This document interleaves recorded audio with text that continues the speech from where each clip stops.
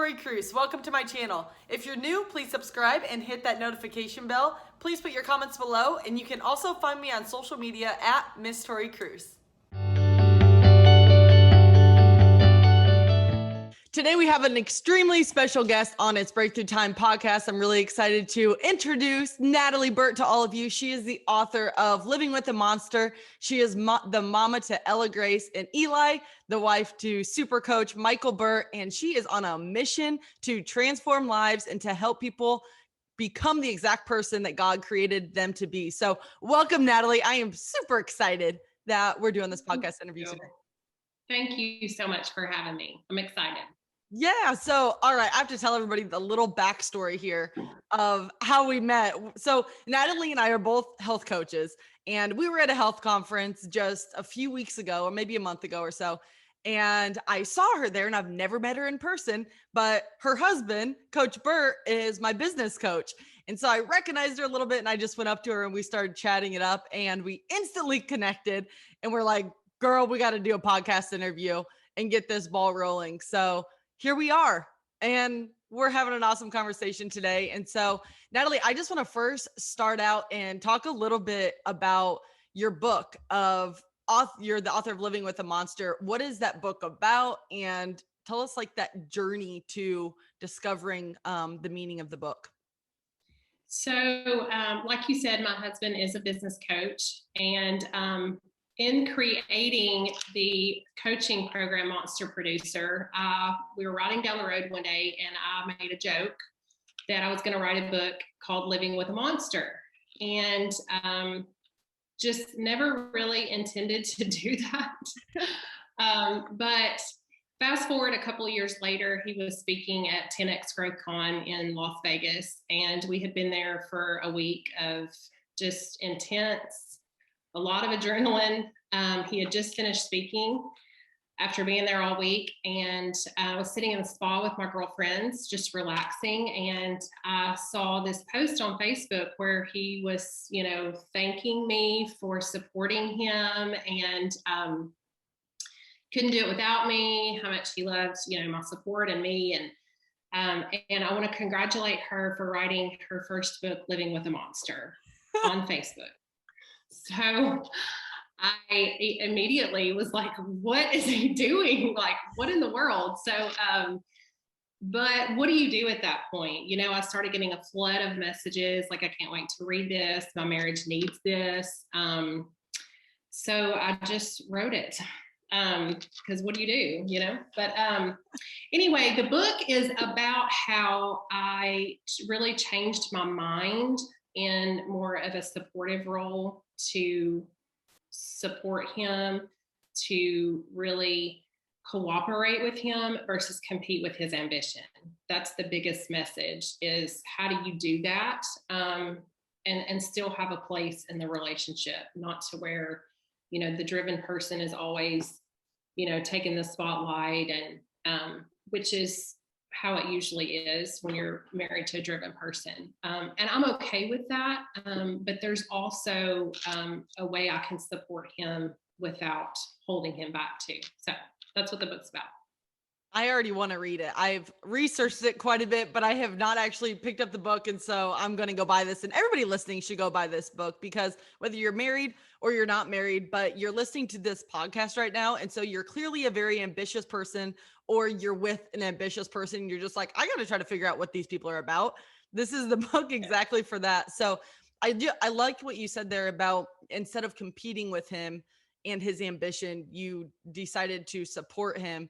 And just describe a little bit, how much has that changed the dynamic of your marriage since you've made that shift? Well, it completely changed everything. I mean, the day I decided to cooperate with him, and we got on the same page, which is another part of the book that I have a goal guide that comes with it. Once I did that, it changed everything. But part of that process was me asking questions. What are you trying to do here? Like, what are your goals? What is the main thing we're doing? We're not just, married and having babies and you go to work and I stay home, and, we're not separate anymore. Like, we're trying to achieve things together. So that's really why I wrote the goal guide with the book, because I felt like there was a missing piece. Like, here's how I did it, but I also needed for everyone else to figure that out for themselves. So the goal guide really goes through how to get on the same page together. You create, by the end of the goal guide, you're creating a monster vision together as a couple. So you're very clear. So for me, when he's gone and on the road and those days are hard, I have to remember, okay, we're trying to impact as many lives as possible. Mm-hmm. And it makes it just a little bit easier to know what the goal is. Yeah. And now that, right. And then that you're on the same page. And, you know, you did mention, of course, you have 2 little adorable babies, might I add, and you're just the best mama. And it was so much fun talking with you there at the conference, because I just felt like I got to know you so much better. I mean, obviously through social media, you can only know somebody so much. And it was just fun just sitting down and talking to you over lunch, and then going and grabbing dinner and maybe a glass of wine. But you're an awesome mama. And I see that just through everything that you do. And so was there ever a point, you know, we kind of touched on this in person, but it's like, was there ever that point where you kind of like maybe lost your identity with getting caught up in everything? Like, you didn't really know what to expect, right? Like, you're a mom, you're a wife, and it's like, wait, where did Natalie go? Yes, absolutely. And I think this is a universal problem for women, because we naturally nurture.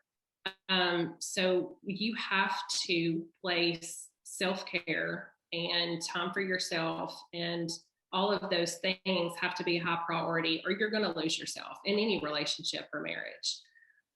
But for me, yes, there was a period where I was just like, whoa, you know, what's going on? I didn't sign up for this.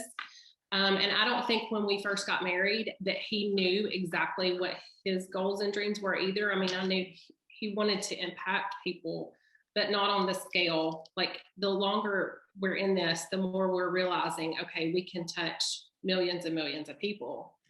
Yeah. But no, I was not expecting that. But it's almost like you have to say, okay, God has placed me in this position for a reason. So how can I also cooperate with God versus compete against that? You know, how can I step into what he's asking me to do, comfortable or uncomfortable? You have to do it, you know? Yeah. And I mean, I'm just a firm believer in that same thing. And then also that God doesn't put us in any situation that we aren't able to handle. And it just really goes along with, he's giving us the strength to do this too. And there's a reason, exactly the place that you're in right now. There's a reason for that. And I just think that's an amazing, beautiful thing when people realize that. So, so as far as your personal career, like before you guys came together and you're on this amazing mission to impact the world that you're on right now, let's walk through where you started to kind of where you are right now. Okay. Well, I started in sales. I worked in sales for 13 years before we got together. I always knew that I had a lot of potential, but didn't really know how to access that. And then I went to a workshop where Coach was teaching on one of his books, This Ain't No Practice Life. And that really woke me up and exposed me to, you know, there are things that I can be good at. Sales, I'm good at sales, but that's not my calling.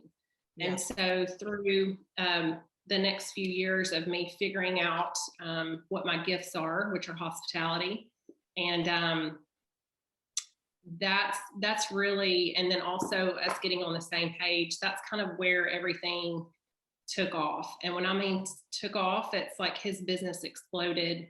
When I figured out my gifts, how to put those in his business, how to make the customer experience over the top by using my hospitality gifts and his coaching, we really are a team that can make someone have a great experience when they come to one of our events. So 100%. And I'm actually coming to one of the events in June. Just figured that out yesterday. So I'm really excited for that. And yeah, it's cool when you get on the same page like that, and where you really said, it's like, how did you discover? Because I think there's a lot of women who are listening to this and like, well, I don't even know how to discover my gifts. They're so caught up in the everyday life, or being a mama, or just being a career woman, but they don't feel fulfilled. Like, what was that aha moment for you where you're like, whoa, hospitality is my gift and we can partner, make this a phenomenal experience for people? Well, I think to find that, we do, which I can't get into the whole thing right now, but we have what we call a unique ability exercise that helps you find that thing that you're good at. Most of the time, it is what other people tell you you're good at. So if you're really good at decorating, or you're really good at cooking, or all those things, it kind of your passion, and then other people seeing it. For me, is what brought it out in me. My sister looked at me one day and was like, you have the gift of hospitality. And when she said it to me, it was just like, oh my gosh, I do. Like, I love to love on people. I love to entertain and cook. And that's how I show people love. But that we also call them birthday gifts. So it's something that you were given at birth. So some kind of a gift or passion, something that you could do for hours that doesn't feel like work to you. Yeah. So that's a good way to start the process of just the self-discovery of figuring out what it is you really are passionate about. That's so interesting. I love that you said it's something that somebody keeps saying to you. Like, I remember I was in outside sales and I'm selling commercial flooring. Very glamorous job, let me tell you. Very glamorous. And obviously that was not my passion. I mean, shocker, right? But people kept telling me that I needed to be a sports reporter. And it was just one of those things that I finally, there were like 50 to 100 people, I swear, that had told me this. Wow. And so then I finally was like, maybe there's something, maybe this is the universe trying to tell me, like, go down this path. And I did end up doing that for a little bit of time. But there is a lot to be said in that too, where, now I'm using a microphone in a different way, but I do think that just by somebody telling me that, it really led me down this path of speaking and coaching and podcasting and all that. And so there's a lot of power in that. You don't hear people say that very much, of how to find your uniqueness. Yeah. Or what do you guys call it? And you have to think it's a journey. It's not something you're going to say, okay, this is what I've been told and I'm going to go find it today. After that, I started a catering company because I thought, well, I love to cook and I love to serve people, so why not cater? But I quickly found out that is not the way I want to do it. Right. So I think it's a journey of, like you said, you did that for a bit and it led you to where you are now, and you learned things and brought those things with you to help you today. So it may not be something you figure out right away, but at least it's the start of the process. Exactly. And so you started doing this hospitality work with Coach and, with all the events and all of that. And so where is it now? I know you've had just recently started new ventures, helping people transform their lives. Explain a little bit about that. And then also where your mission is going with, like, women's summits, that sort of thing. So I had started doing women's events. We do a lot of retreats.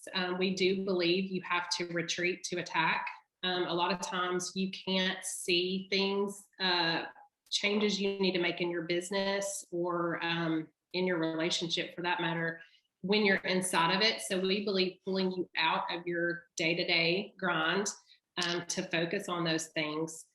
So I had already started doing a couple of women's events and retreats, and then I got pregnant. So that was just the Lord's way of telling me, we're going to put this on hold for just a minute here. So I'm already starting to plan those things again, now that my son is almost a year old. And do women's events and retreats. Going to start a podcast, and probably do some work on my book. I feel like I've got a lot more to say where that's concerned. So yes. I think I'm going to revise it a bit and then just kind of relaunch everything. I feel like I'm in a good place. That door is closed of me having babies and all that stuff. So I feel like I'm ready for the next chapter, whatever that looks like. So women's events, retreats, redoing my book, podcast, all You those know, things. I love that you just said podcast, because when we were sitting there at the conference, we were talking about you doing a podcast. I'm like, girl, you have to do a podcast.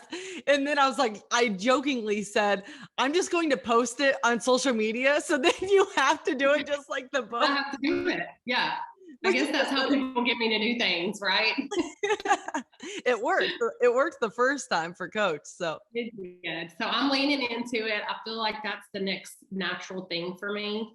You know, when we started all of this, or when we first got married, it's not, my biggest dream in life was to be a mama. And I felt very content with that, but I also feel God pulling me into more.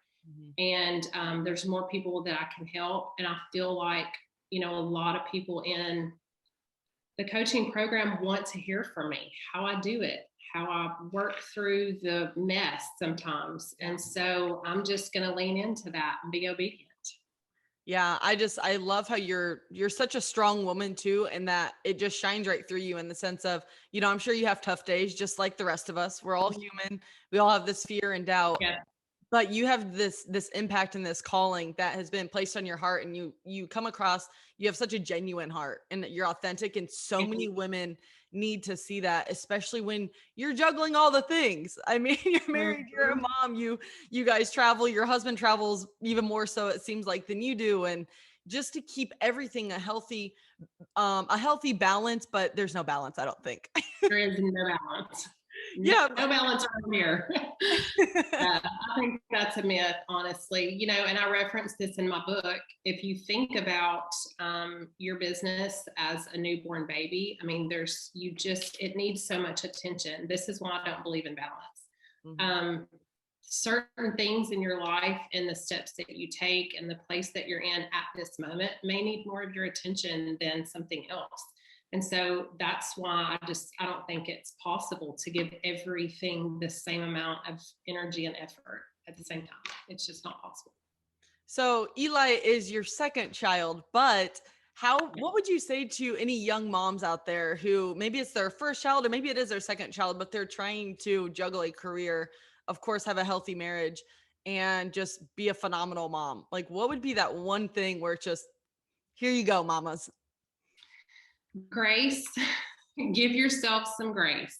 And I have talked to women about this. They're like, my house is dirty and my husband comes home and there's diapers everywhere. I'm like, honey, your baby is a week old. Like, come on, you got to give yourself some grace. You'll get it, but it's not going to be perfect. It's not going to look perfect. But I think too, with us, like, I have to be intentional about our time together, because we have to be strong as a couple to make all of the rest of it work, even parent our children. So if we're not connected often enough, then it starts showing in other places. So I think being very intentional about your quality time with each other is a crucial step for new moms, especially. Already you can see how those babies are going to take up a ton of time, but it's very important that you still spend time with your spouse and connect. Yeah, that's so true. And I hear a lot of times, I mean, I'm not married, I don't have children yet. So I feel like just listening to this, I'm like, man, I feel like I have the easy road right now. All I have is my business. Girl, you do. It's like, this is the time. I just got to soar right now. I don't have the baby Right. or husband yet. You're right. Do it, girl. But no, I think that's really important. What you said there too is, if you guys aren't strong together, then the rest of it can start to crumble. And even if it's looking fresh on the outside, on the inside, it's not. And it's like, what's the point of it if it's not, happy and solid and firm on the inside? And so what I've heard from I listen to relationship podcasts and read a lot of books on relationships, because let's be real, everybody desires to have a healthy relationship in their life. And that's like the number one thing that we all strive for. And so I listen to these, and they always say, go on date night once a week, no matter what, like, make it a non-negotiable. And I even see people who travel a lot where it's like, even if it's a FaceTime date, just make it a staple in your schedule. Is that something that you recommend too? Yes, I do agree that you have to have that. Now, for me, I'm a planner. I like for everything to, look good and my calendar to look right and all that. But I have to accept that it's not going to be, every single Tuesday night at 7 p.m. Like it may be just when we can fit it in. So, but as long as we get it, it doesn't matter, Yeah, exactly. Amen to that. Well, Natalie, it's so awesome talking to you. Like I've been so excited for this podcast, and you Thank seriously, you. I gotta say, I love seeing this whole transformation of just your story unfolding. And so many women need you in this world. And there's just that authentic, genuine voice of a wife and a mama and somebody who's just kind of like been through a lot, right? Like your valleys and peaks, and you just keep shining and being a voice of good for others, and God just speaking through you and working so many miracles. And I am so excited just to be along this journey with you and support you in any possible way I can. And so just keep up the awesome work. It's so much Thank fun you so watching. much. Thank So you. alrighty. Well, I hope everybody enjoyed this episode on its breakthrough time. Thank you, Natalie, for being on the show. And until next time, be unstoppable. Thank you for watching. I hope you enjoyed that episode. I would love to hear from you in the comments below. Also, please follow me on social media at Miss Tori Kruse. Until next time, be unstoppable.